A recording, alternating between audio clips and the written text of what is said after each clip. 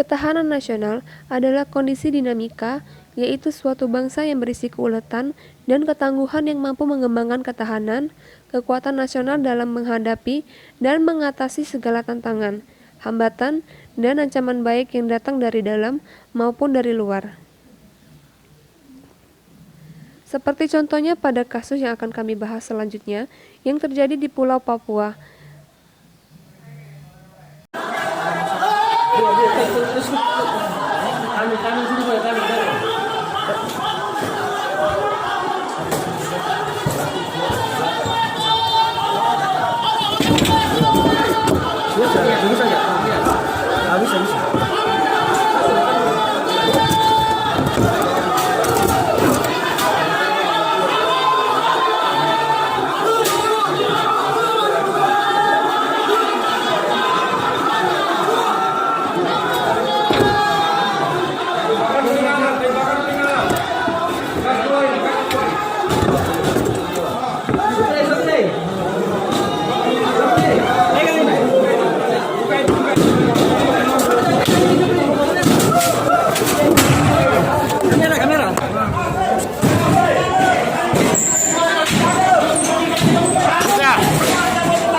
Ini masa sudah anarkis, jadi kita melakukan pendorongan massa.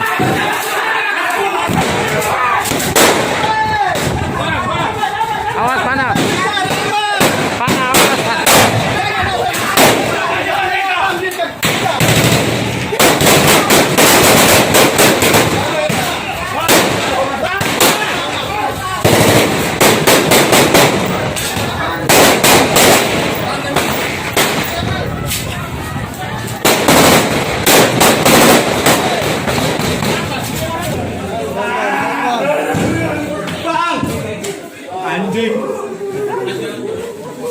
Inilah rekan anggota kami yang terkena.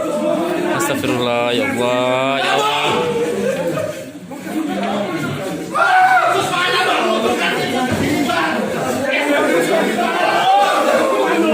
Ada minum Pak, ada minum Pak, minta minum Pak. Minum.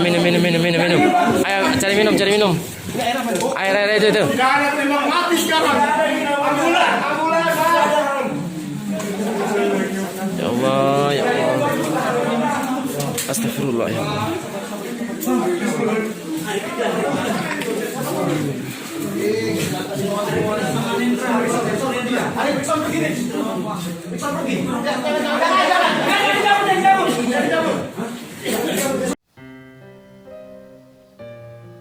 Kasus kerusuhan di Papua mewarnai pemberitaan di tanah air. Hal ini berawal dari kasus rasisme dan ujaran kebencian di Surabaya antara mahasiswa Papua dengan sekelompok oknum organisasi kemasyarakatan. Menyikapi kasus ini, aparat bertindak tegas dengan melakukan evakuasi paksa terhadap puluhan mahasiswa Papua.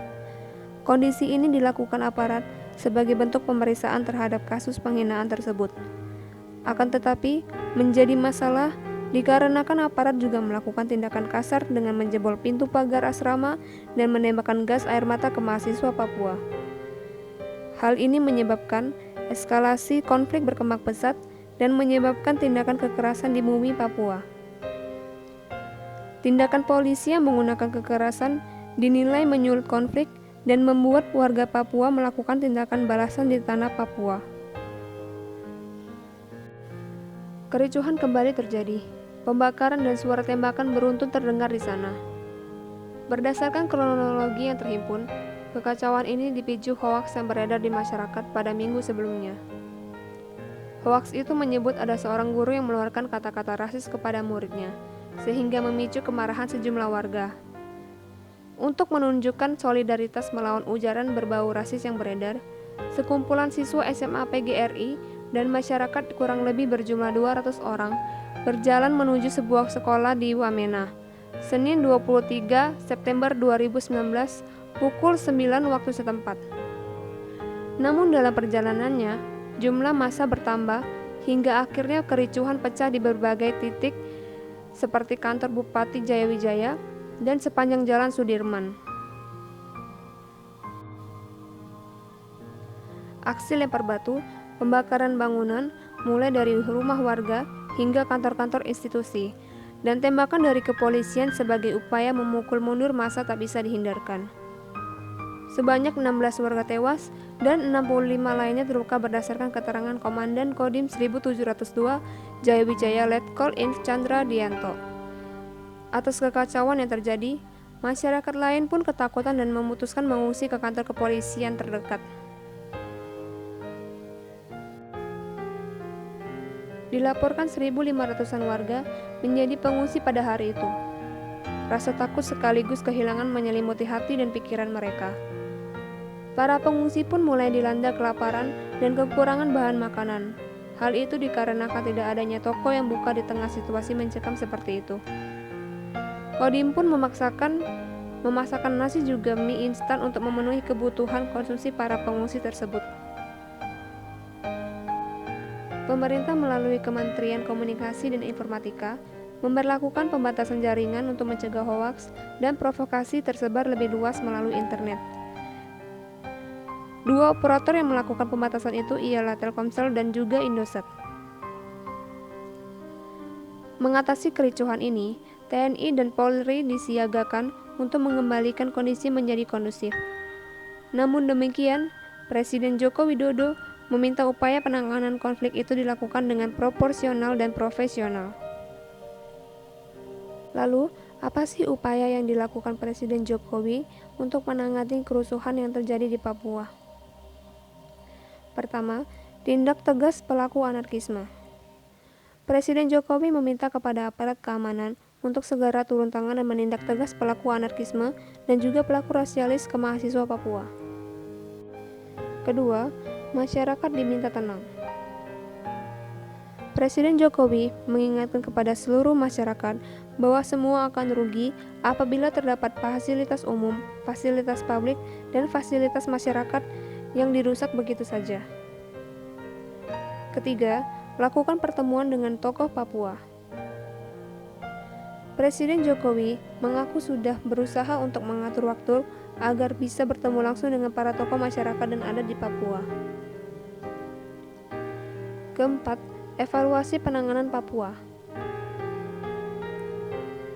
Presiden Jokowi mengaku akan mengevaluasi pendekatan yang sudah dilakukan pemerintah selama hampir 2 pekan terakhir. Pasalnya, aksi protes dari masyarakat di Papua dan Papua Barat belum juga mereda. Dampak terhadap ketahanan nasional, kerusuhan Papua tentu tidak bisa dicermati dari satu sudut pandang kasus rasisme dan ujaran kebencian semata. Sulit dipungkiri, selain disebabkan persoalan konflik antara mahasiswa Papua dan kelompok ormas di Surabaya, kasus Papua diduga melibatkan kepentingan asing dan kelompok separatisme. Negara asing yang ingin bermain dalam kasus ini bertujuan melemahkan Indonesia dan merebut sumber daya alam Papua yang sangat bernilai tinggi. Sementara itu, sekelompok separatisme memanfaatkan kerusuhan Papua sebagai salah satu jalan menuju kemerdekaan Papua dengan memanfaatkan alasan Indonesia gagal menciptakan keamanan di bumi Papua. Terhadap para perusuh yang melanggar hukum, polisi dapat melakukan tindakan tegas sesuai hukum yang berlaku di Indonesia. Sementara terhadap kelompok separatisme, Tentara Nasional Indonesia menjadi garda terdepan mengamankan kepentingan nasional dan kedaulatan Indonesia.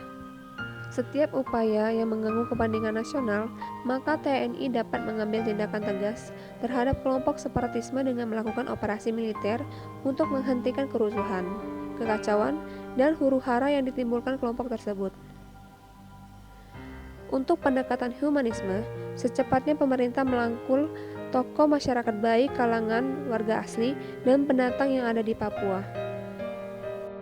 Penduduk asli maupun pendatang, semua warga negara Indonesia yang bersatu dengan dilandasi semangat ketuhanan, persamaan kemanusiaan, persatuan, musyawarah mufakat, dan memiliki cita-cita keadilan sosial bersama-sama.